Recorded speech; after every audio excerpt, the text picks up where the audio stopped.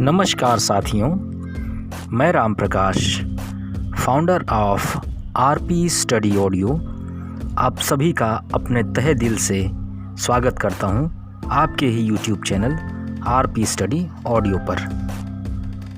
Friends, जैसा कि मैंने आप सभी से वादा किया था कि हम भारतीय संविधान के सभी भागों को 3 पार्ट में आराम से हम याद करेंगे और लाइफ टाइम के लिए हम इसे याद कर लेंगे। तो इससे पहले की वीडियोज़ में मैंने आपको पार्ट 1 में 1 से लेकर के 7 तक के भागों को याद कराने की शॉर्ट ट्रिक दी थी। फिर पार्ट 2 में 8 से लेकर 15 तक के भागों को हमने याद किया था। अपने उसी क्रम को जारी रखते हुए आज हम देखेंगे भारतीय संविधान के बचे हुए भागों को याद करने की शॉर्ट ट्रिक, जो कि होगी 16 से लेकर के 22 तक के भागों को हम आज याद करेंगे। तो फ्रेंड्स, शुरू करने से पहले एक रिक्वेस्ट, यदि आप मेरे चैनल पे नए हैं तो प्लीज़ मेरे चैनल को सब्सक्राइब करें, और यदि आपको वीडियो अच्छी लगती है तो शेयर और लाइक भी ज़रूर करें। आप कमेंट भी कर सकते हैं। तो चलिए देखते हैं।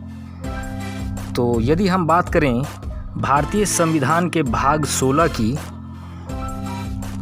तो भारतीय संविधान के भाग 16 में किस चीज़ का वर्णन है, क्या बताया गया है? ये बताया गया है कुछ वर्गों के लिए विशेष उपबंध, यानी स्पेशल प्रोविज़न। इसको आप ऐसे समझ सकते हैं कि कुछ वर्ग जैसे SC, ST, OBC और भी जो माइनॉरिटीज़ हैं, जैसे आंग्ल भारतीय, इन सभी के लिए इस भाग में कुछ स्पेशल उपबंध यानी विशेष उपबंध बताए गए हैं, और जिनको कि हम विशेष उपबंध के नाम से जानते हैं। आप इसको ऐसे ही याद रखें, विशेष उपबंध।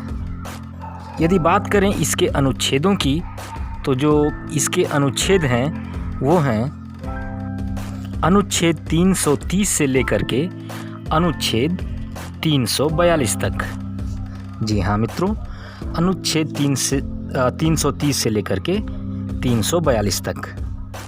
तो चलिए फ्रेंड्स, अब हम बात कर लेते हैं अपने अगले भाग यानी भाग 17 की, जो कि है राजभाषा। यानी भारत क्षेत्र के अंदर जो राजभाषा होगी वो हिंदी होगी, और साथ ही साथ इंग्लिश में भी इसके सारे क्रियाकलाप किए जाएंगे।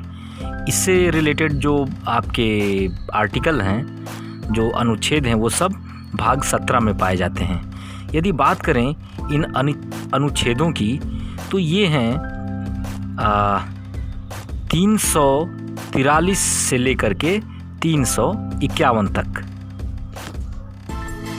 याद रखने के लिए हम इन्हें सिंपली राजभाषा, यानी भाग 17 में क्या है, राजभाषा के बारे में बताया गया है, हम इसको ऐसे रिलेट करके याद कर सकते हैं। फिर अभी मैं आगे आप लोगों को ट्रिक भी देने वाला हूँ।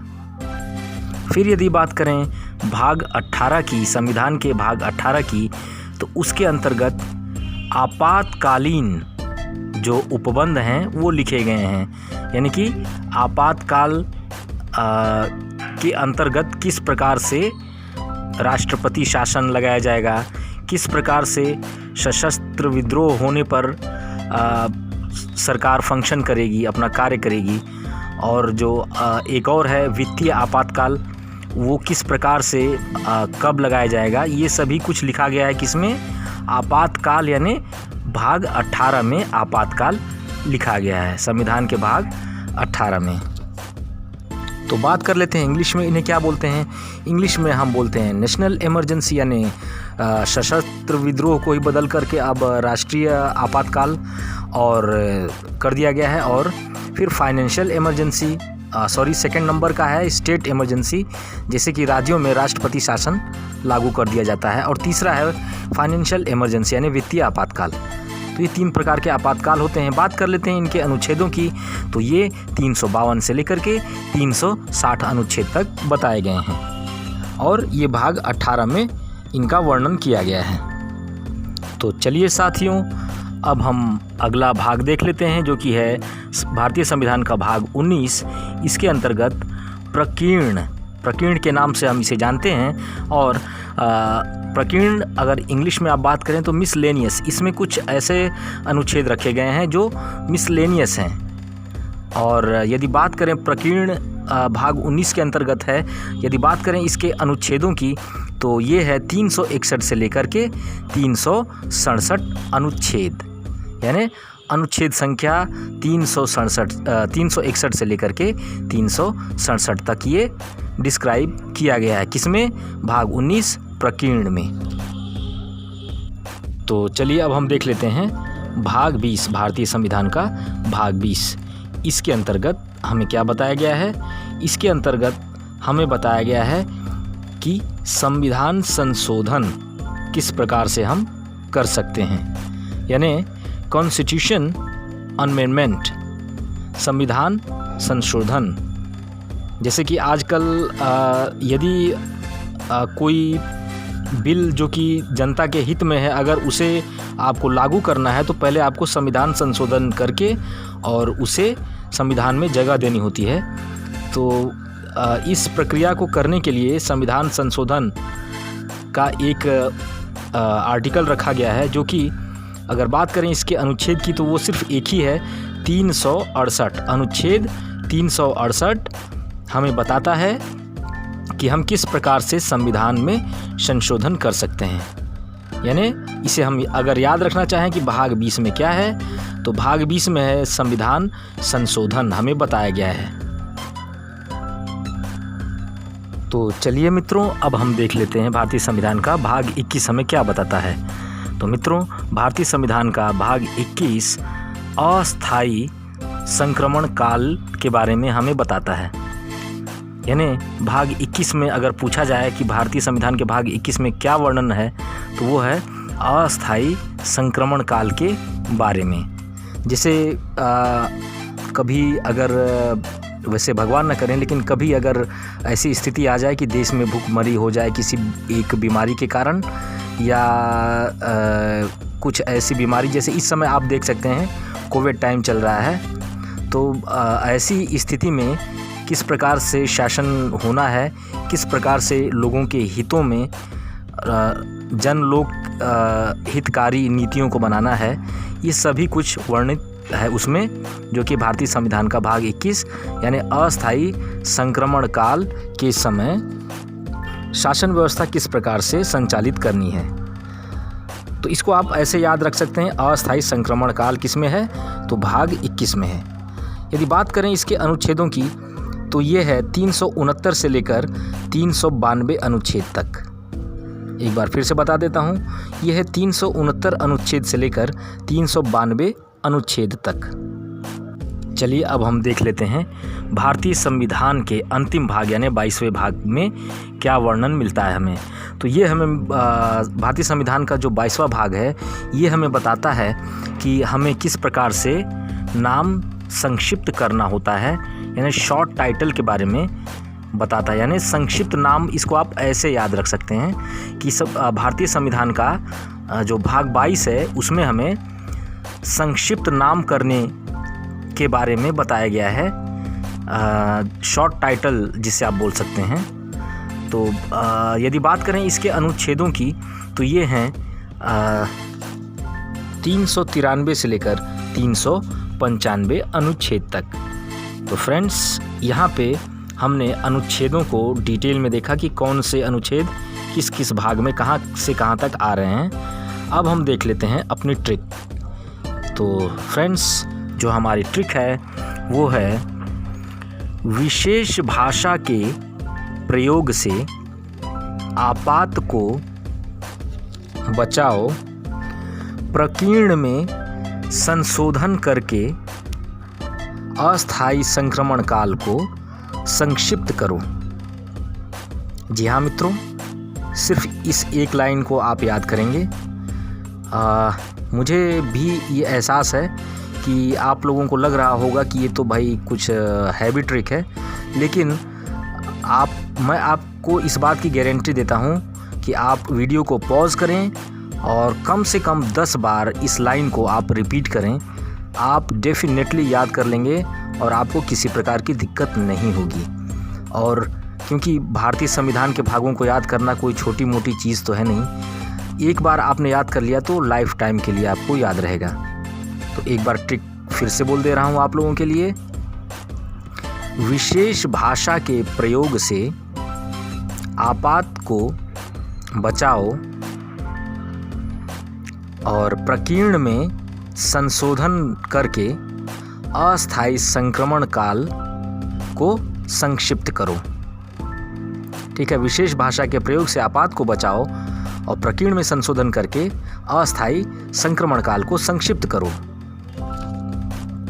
चलिए अब हम इस ट्रिक का एक्सप्लेनेशन देखते हैं, किस प्रकार से हम इसे सेट करेंगे सभी भागों पर। तो देखिए, विशेष जो हमारा भाग 16 है, स्पेशल प्रोविज़न विशेष है ना, यानी कुछ वर्गों के संबंध में विशेष उपबंध भाग 16 में बताए गए हैं, तो उसे हम रिलेट करेंगे विशेष।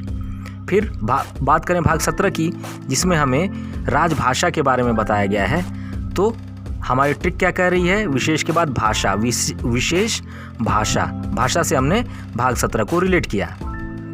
के प्रयोग यहाँ पे साइलेंट है, के प्रयोग से, के प्रयोग से साइलेंट है।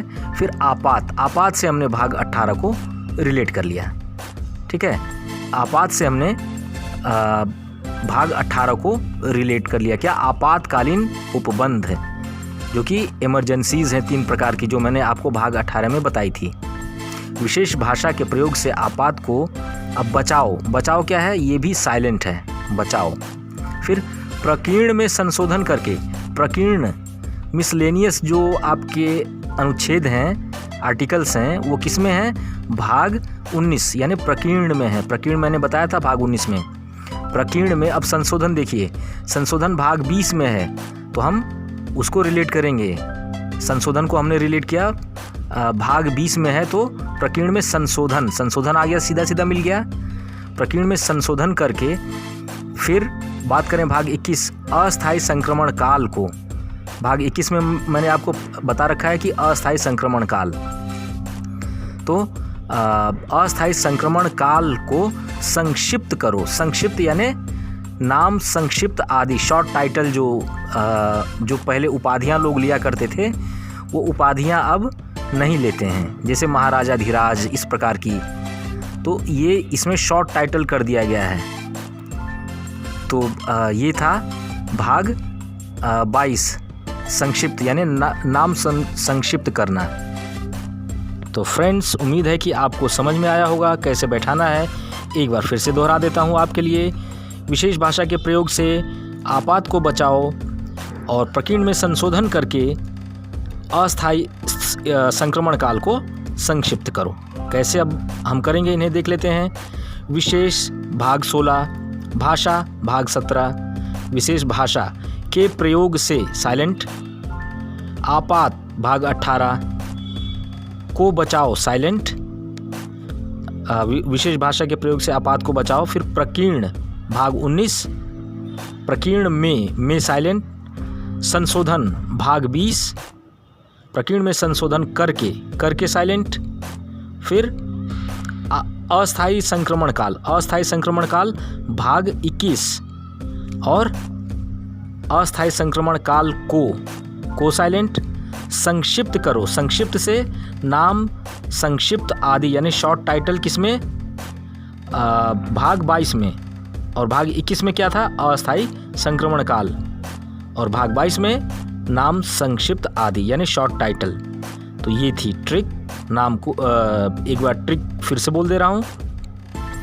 विशेष भाषा के प्रयोग से आपात को बचाओ, प्रकीर्ण में संशोधन करके अस्थायी संक्रमण काल को संक्षिप्त करो। तो फ्रेंड्स, अगर ये मेरा वीडियो आपको हेल्पफुल लगा हो तो please like the video, subscribe the channel and share between your friends. So thank you very much. Have a nice day.